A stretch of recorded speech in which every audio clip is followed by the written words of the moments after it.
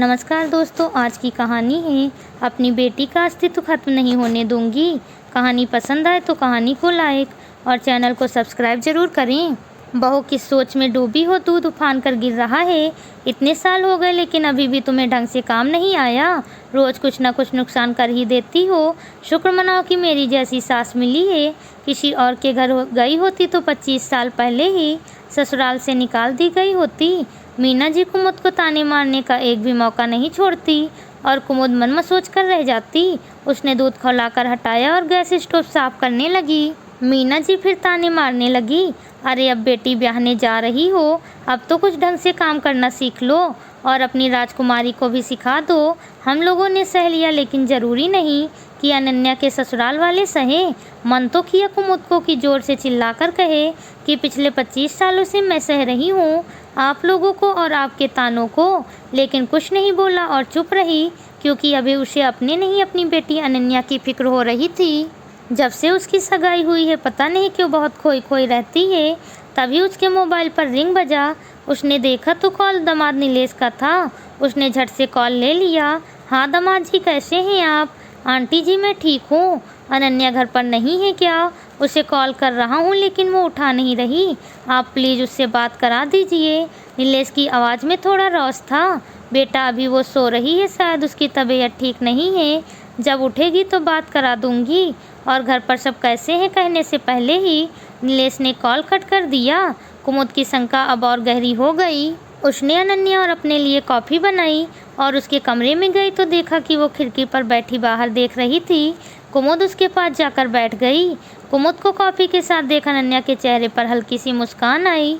Wow मम्मा, आपको कैसे पता कि मुझे कॉफ़ी पीने का मन कर रहा था? माँ हूँ, तेरे मन की बात कैसे नहीं समझूंगी।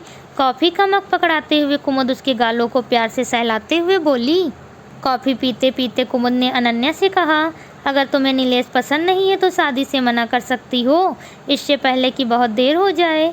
अभी सिर्फ सगाई हुई है, शादी नहीं। कुमुद की बात सुन अनन्या उसे हैरानी से देखने लगी और फिर उसकी आंखें छलक गई। अनन्या को रोता देख कुमुद डर गई और उसे गले लगा लिया। क्या हुआ अनु, क्या छुपा रही हो? शब बता दे, मेरी लाडो नीलेश का फ़ोन आया था। बोल रहा कि तुम उसका फ़ोन नहीं उठा रही और मेरी बात पूरी होने से पहले ही उसने फ़ोन कट कर दिया। कुछ हुआ है क्या तुम दोनों के बीच में? माँ मैं ये शादी नहीं कर सकती। नीलेश और मेरी सोच में बहुत अंतर है। मैं उसके परिवार का हिस्सा नहीं बन सकती। अनन्या ने रोते हुए कुमुद का हाथ पकड़ लिया। अनु बात क्या है, क्यों तुझे ऐसा लगता है, मुझे सब बताओ। कुमुद ने उसके हाथों को कसकर पकड़ लिया। माँ नीलेश को पत्नी नहीं चाबी वाली गुड़िया चाहिए जो सिर्फ उसका हुक्म माने। वो जैसा कहे वैसा करे तो वो खुश रहता है, वरना वो गुस्सा करने लगता है और उस समय उसे यह भी होश नहीं रहता कि वो कहाँ खड़ा है। पब्लिक प्लेस पर ही चिल्लाने लगता है। रोज़ सुबह मैसेज करके याद दिलाता है कि मुझे उसकी दोनों बड़ी बहनों और मम्मी पापा को फ़ोन करके गुड मॉर्निंग बोलना है और उनका हाल चाल पूछना है। मैं दिन भर कहाँ कब और किससे मिलूँगी या किससे मिलने जा रही, सबकी अपडेट मुझे हर 1 घंटे में देना पड़ता है। यहाँ तक कि ऑफिस जाने से पहले मुझे नीलेश को सेल्फी खींचकर बताना पड़ता है कि क्या पहनकर जा रही हूँ। कल नीलेश की बड़ी बहन की बेटी का जन्मदिन था। मैंने उसे रात में 12 बजे विश नहीं किया। पहले वो इस बात पर गुस्सा हुआ और फिर उसके बाद मैंने उसे सूखा सूखा क्यों विश किया। मैंने कोई गिफ्ट उसे क्यों नहीं भेजा। अब मेरी कमाई पर उन लोगों का भी हक है। और क्या क्या बताऊँ, आप सगाई की पिक्चर देखकर उस दिन कह रही थी कि मैं पिक्चर में खुश दिख रही हूँ, लेकिन हूँ नहीं। आपने सही कहा था माँ, मैं खुश होने का दिखावा कर रही थी। मैं खुश नहीं थी। कैसे खुश रहती एक लड़की के लिए? उसकी शादी की सभी रस्में बहुत अजीज होती हैं। उसे क्या और कैसे पहनना है वो तय करती है, लेकिन मेरे साथ ऐसा नहीं हुआ। मुझे बुलाया ज़रूर कि सगाई के कपड़े पसंद कर लो, लेकिन वहाँ मुझसे पूछा तक नहीं गया। नीलेश और उसके घर वालों ने मुझसे 3 ड्रेस ट्रायल करवाया और उसी में से उन्होंने एक सिलेक्ट कर लिया जो मुझे बिल्कुल भी पसंद नहीं था। हर रोज़ मुझे ऐसा लगता कि मेरा अस्तित्व ही खत्म हो रहा है। मुझे घुटन होने लगी इस रिश्ते में। ऐसा लगता है कि मेरी हर सांस पर नीलेश ने कब्जा कर लिया है। मुझे कितना और कब सांस लेना है वो तय करता है। रोज़ मुझे मेरी कमी बताकर मेरे आत्मविश्वास को ख़त्म कर रहा है। अब किसी भी काम को करने से मैं डरने लगी हूँ कि कहीं कोई गलती ना हो जाए। माँ मैं कहीं खो जाऊँ, इससे पहले मुझे बचा लो। माँ अपनी अन्नू को बचा लो। अनन्या कुमुद के गले लगकर जोर जोर से रोने लगी और कुमुद स्तब्ध हो गई। उसे ऐसा लगा कि उसका अतीत अनन्या के रूप में सामने खड़ा है। सगाई के बाद उसकी ज़िंदगी बदल गई। सगाई वाले दिन ही मीना जी ने उसे सख्ता गीत कर दिया कि अब मायके के नहीं ससुराल वालों के हिसाब से जीना सीख लो। माँ से कहा तो उन्होंने भी यही कहा कि जब तुम्हें ज़िंदगी भर उन लोगों के साथ ही रहना है तो उनकी हर बात को मानो और ससुराल के ढंग में ढल जाओ। और आज 25 साल के बाद अब उसका कोई अस्तित्व ही नहीं बचा, क्योंकि मीना जी की नज़रों में वो कभी उनकी परफेक्ट बहू बन ही नहीं पाई। पति को भी उससे न जाने कितनी शिकायतें हैं। उनकी नज़रों में भी वो एक अच्छी पत्नी नहीं बन पाई, लेकिन अब वो एक अच्छी माँ ज़रूर बनेगी। वो बेटी को अपना अस्तित्व खोने नहीं देगी। उसे इस घुटन भरे रिश्ते से ज़रूर आज़ाद करवाएगी, फिर चाहे इसके लिए उसे सासू जी और पति की अवहेलना क्यों न झेलना पड़े। दिमाग खराब हो गया है माँ बेटी का।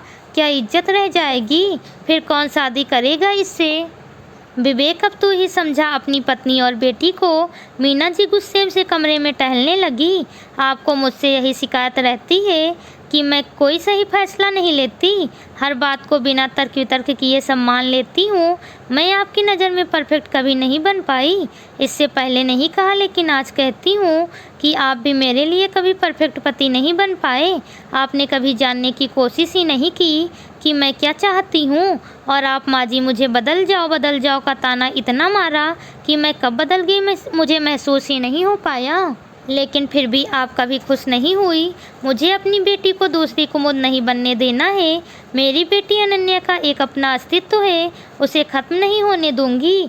वो अपनी ज़िंदगी किसी और के मुताबिक नहीं जिएगी, किसी और के लिए खुद को नहीं बदलेगी। जैसी अनन्या है उसे उसी रूप में जो अपनाएगा वही मेरी बेटी का जीवन साथी बनेगा। मेरी बेटी यह शादी नहीं करेगी। कुमुद के चेहरे पर दृढ़ संकल्प देख मीना जी और विवेक जी चुप हो गए। कुमुद ने नीलेश के घर फ़ोन करके बता दिया कि यह शादी नहीं हो सकती और वो यह रिश्ता तोड़ रही है।